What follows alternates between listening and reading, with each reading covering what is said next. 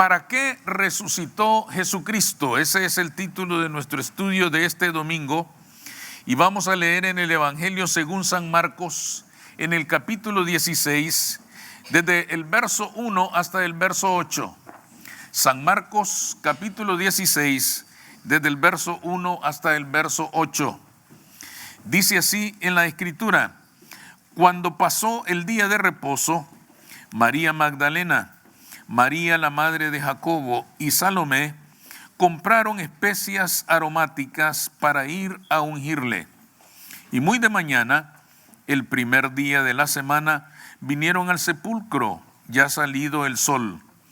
Pero decían entre sí: ¿quién nos removerá la piedra de la entrada del sepulcro? Pero cuando miraron, vieron removida la piedra, que era muy grande. Y cuando entraron en el sepulcro, vieron a un joven sentado al lado derecho, cubierto de una larga ropa blanca, y se espantaron. Mas él les dijo: no os asustéis, buscáis a Jesús Nazareno, el que fue crucificado, ha resucitado, no está aquí. Mirad el lugar en donde le pusieron. Pero id, decid a sus discípulos y a Pedro, que él va delante de vosotros a Galilea. Ahí le veréis como os dijo. Y ellas se fueron huyendo del sepulcro, porque les había tomado temblor y espanto. Ni decían nada a nadie, porque tenían miedo.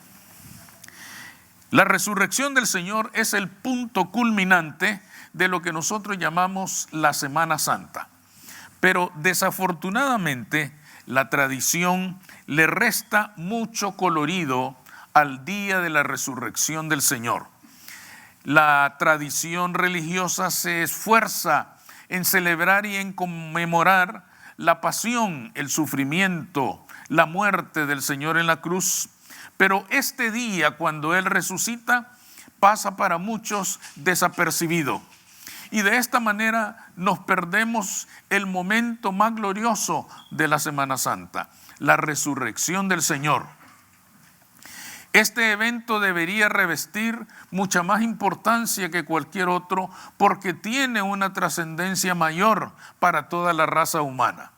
Siendo de tanta trascendencia y de tanta importancia para nosotros, todo mundo debería estar despierto y atento a valorar este día como un día que realmente cambió y transformó la historia para toda la raza humana. ¿Por qué es tan importante la resurrección? ¿Para qué resucitó Jesucristo? Según este pasaje, en primer lugar, resucitó para anunciarnos que la muerte no reina más. Durante todo el Antiguo Testamento, la muerte había sido un enemigo terrible, aterrador. La muerte era un evento final ante el cual el ser humano se enfrentaba sin esperanza. ¿Por qué le tenía tanto terror el ser humano en el Antiguo Testamento a la muerte? Porque sabía que llegado ese momento, Él se presentaría delante de su Creador sin saber responder de una manera adecuada a la gran pregunta de si había cumplido la ley o no. El pueblo tenía la ley de Moisés y toda persona sabía, sin temor a equivocarse, que no la había cumplido de manera correcta.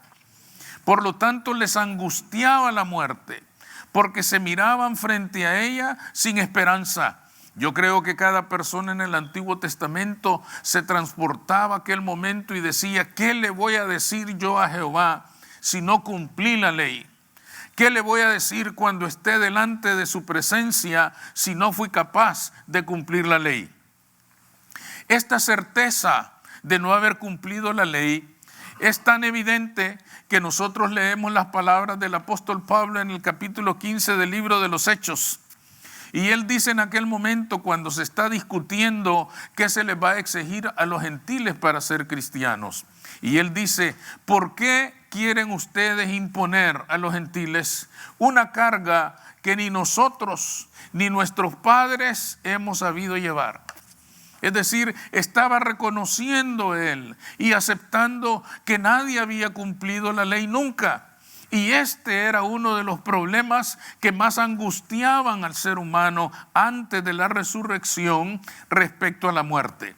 Era un enemigo formidable, era un enemigo que angustiaba, era un enemigo que aterrorizaba el alma humana, porque sabían ellos que llegarían a aquel día sin ninguna esperanza de salvación. Era verdaderamente duro. Era verdaderamente difícil enfrentar la muerte sin esperanza. Cristo resucitó para decirnos: el gran enemigo del ser humano ha sido vencido. Él venció a la muerte, y al vencer a la muerte le estaba diciendo a toda la raza humana que aquel enemigo ya no tenía la fuerza que se creía tener. Aquel enemigo había perdido su fuerza porque él lo había derrotado en la resurrección. Por eso era tan importante la resurrección para el ser humano, y lo sigue siendo para nosotros. Sigue siendo importante porque de repente, sin darnos cuenta, la muerte nos puede asustar o afligir exageradamente. No estamos diciendo que a nadie le gusta pensar en la muerte. Por supuesto que a nadie le gusta. Pero una vez enfrentados con la realidad de que todos hemos de trascender este orden natural un día de nuestra vida, ahora tenemos la esperanza de decir que en Cristo Jesús, aunque estemos muertos, vamos a vivir en su sangre y en su sacrificio. Amén. Es decir, la resurrección le vino a cumplir al ser humano esa promesa que escucharon del Maestro: el que crea en mí, aunque esté muerto, vivirá. El enemigo ha perdido su fuerza. El enemigo ha perdido su capacidad de aterrorizar. El enemigo ha perdido su capacidad de angustiar el alma humana. No porque no nos aflija la muerte, por supuesto que sí, pero le enfrentamos con una esperanza nueva en el resucitado. Amén. Esto explica, hermanos, por qué el que tiene fe y esperanza en Cristo enfrenta la muerte con dolor, con pena, con tristeza, sí, pero también con esperanza, pero también con confianza, porque sabe que tiene en su mano una promesa eterna firmada con la sangre del Cordero de Dios, que ha limpiado el pecado del mundo, y por lo tanto en Cristo viviremos por siempre y para siempre. Amén. ¿Dónde está, oh muerte, tu aguijón?, se preguntó Pablo. ¿Dónde, oh sepulcro, tu victoria? Sorbida es la muerte en victoria. Ese era el gran mensaje de la resurrección, y lo sigue siendo hasta el día de hoy. Amén. En segundo lugar, el Señor resucitó para llamar a la vida a nuestros sueños. Israel tenía grandes sueños en el Mesías. Tenía grandes esperanzas puestas en el Mesías. Israel tenía esperanzas de libertad, de justicia, de dignidad, de prosperidad como nación, como pueblo. En el Mesías estaban sus esperanzas para ser liberados del dominio de Roma, para vivir con dignidad y con libertad. Pero la crucifixión había aniquilado totalmente esos sueños. Ustedes leen en la Escritura cuando los discípulos van camino a Emaús, y el Señor resucitado se pone junto a ellos y ni siquiera lo reconocen. No lo reconocen porque su tristeza es tan grande. El dolor de haber visto morir al Maestro todavía no lo digerían y los tenía totalmente arrasados. En este pasaje que hemos leído también se menciona en el verso 2 que el primer día de la semana las mujeres llegaron con especies, dice ahí en el 1, cuando pasó el día de reposo. María Magdalena, María la madre de Jacobo y Salomé compraron especies aromáticas para ir a ungirle. Esto nos demuestra hasta dónde se había perdido la esperanza.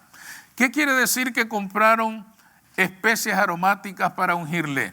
El día de reposo no permitió que a Jesús se le sepultara de la manera en que ellos lo acostumbraban. Ya el día de reposo comenzaba a las 6 de la tarde, así medían ellos el tiempo. Por lo tanto, lo bajaron de la cruz, lo limpiaron lo mejor que pudieron, lo envolvieron en un sudario y lo pusieron en la tumba. No había tiempo para más. Por esto ellas llegan el primer día de la semana con las especies y todo lo que se acostumbraba para embalsamarlo de la manera correcta. ¿A qué llegaron ellos? ¿Esperaban mirar la tumba vacía? ¿Esperaban descubrir que Jesús había resucitado? No, llegaron para darle final sepultura. Es decir, Él está muerto, no lo arreglamos bien, pues ahora lo vamos a arreglar bien y vamos a cerrar del todo este capítulo y se acabó. El Mesías murió.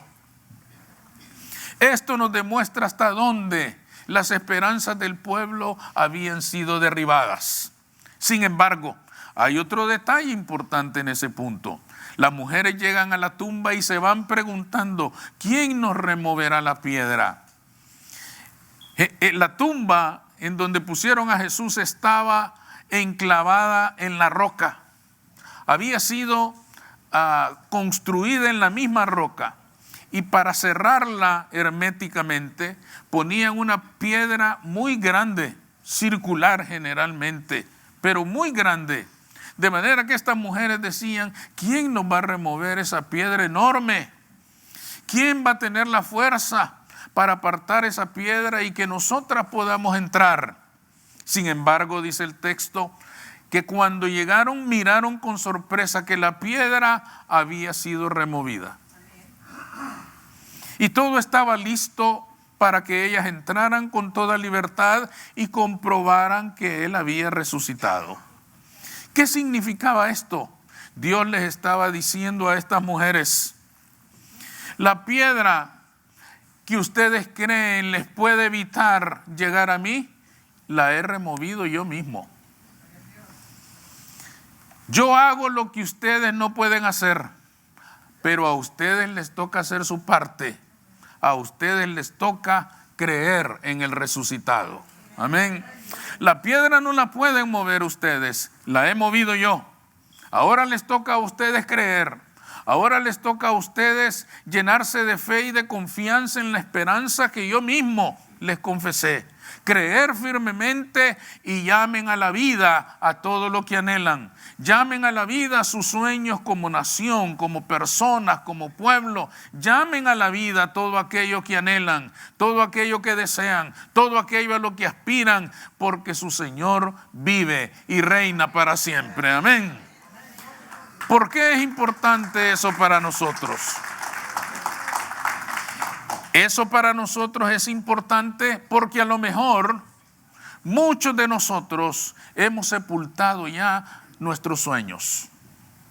Muchos de nosotros hemos enterrado los sueños ya y le hemos puesto una roca más grande que la que tenía la tumba del Señor, de manera que nadie la pueda remover. Las circunstancias de la vida han crucificado nuestros sueños y esperanzas.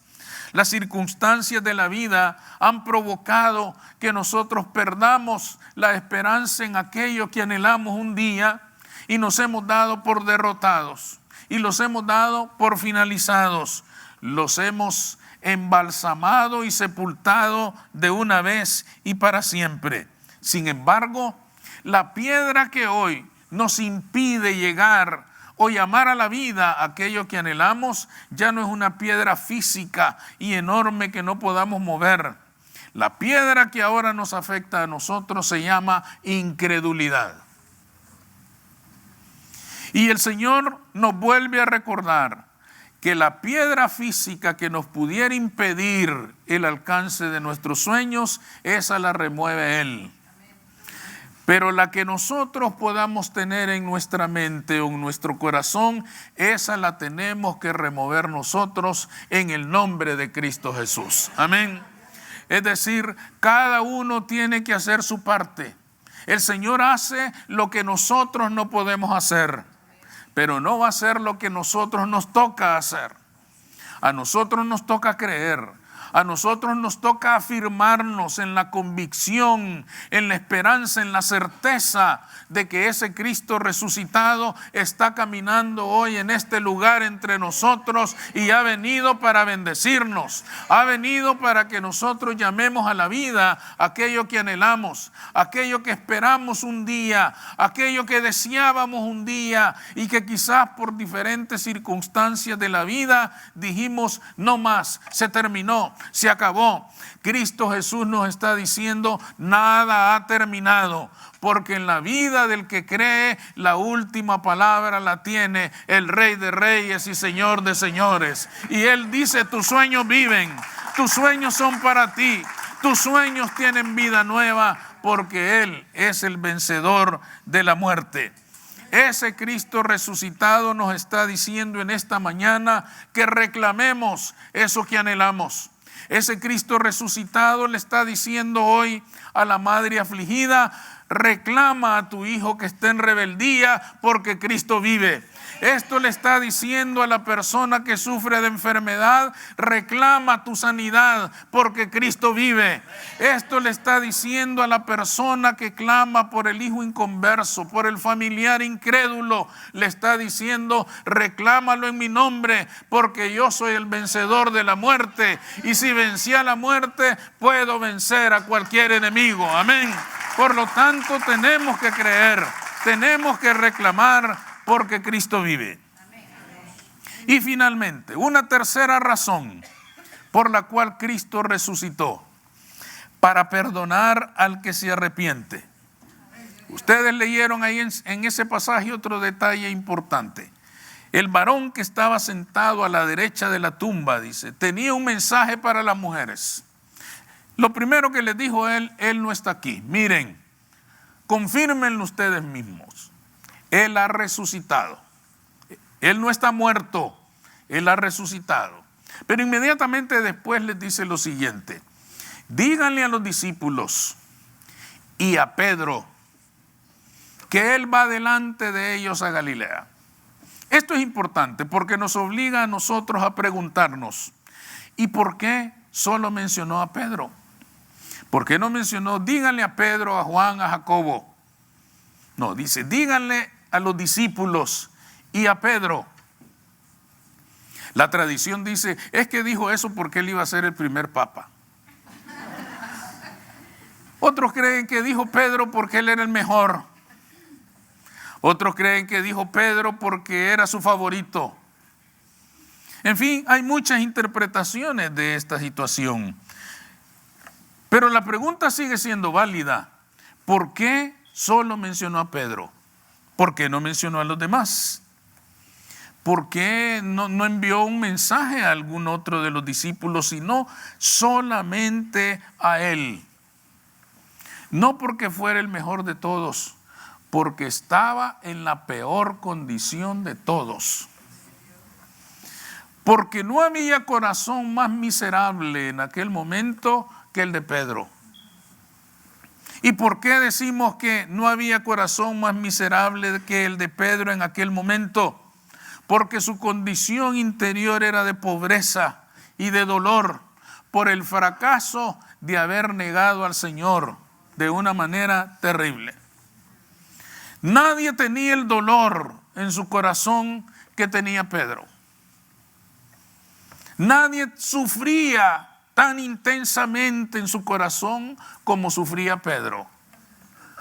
Los otros 10 que habían quedado, estos hasta se sentían buenos comparados con Pedro.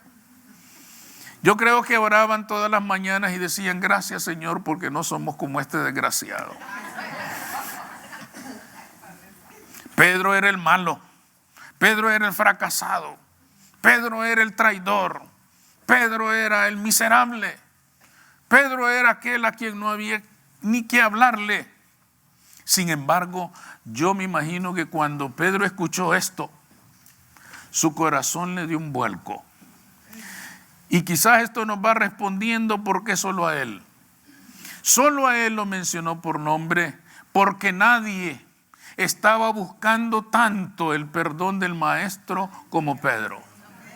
Porque nadie anhelaba tanto la oportunidad de decirle perdóname como Pedro.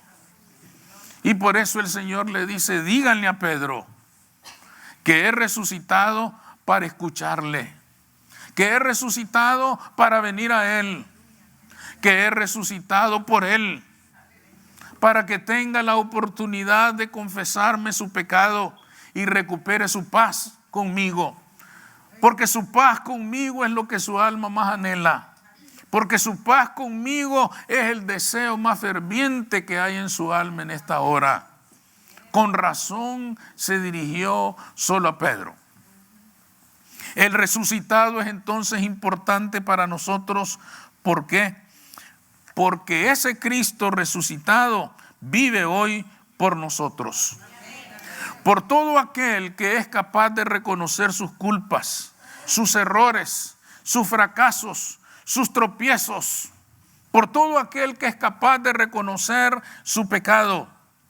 Nos habla porque sabemos que en nuestro corazón no hay un anhelo más grande. Y esto es una verdad que nadie puede negar. No hay necesidad más grande ni más profunda en el alma humana de todo el que vive en esta tierra que estar en paz con Dios. Por eso la Semana Santa, veamos la Semana Santa como la expresión de todo mundo de buscar un medio para ponerse en paz con Dios. Gente en esta semana se ha azotado, gente en esta semana ha caminado de rodillas, gente en esta semana se ha crucificado, quizás literalmente, todo porque buscando la paz con el Señor. Sin embargo, el mensaje del ángel le estaba diciendo a aquellas mujeres y le dice a la humanidad ahora, no hay religión que te dé la paz. No hay penitencia que te dé la paz. No hay sacrificio que te dé la paz. No hay ceremonia que te dé la paz. La paz que andas buscando solo te la puede dar el resucitado. Se llama Jesús de Nazaret. Él es el único que te puede perdonar. Él es el único que te puede limpiar. Él es el único que te puede dar ese anhelo de tu alma. Por tanto, la resurrección es vital porque es la gran ocasión, la gran oportunidad para que el alma humana finalmente se sacie de la paz que tanto anhela, de la paz que tanto anda buscando.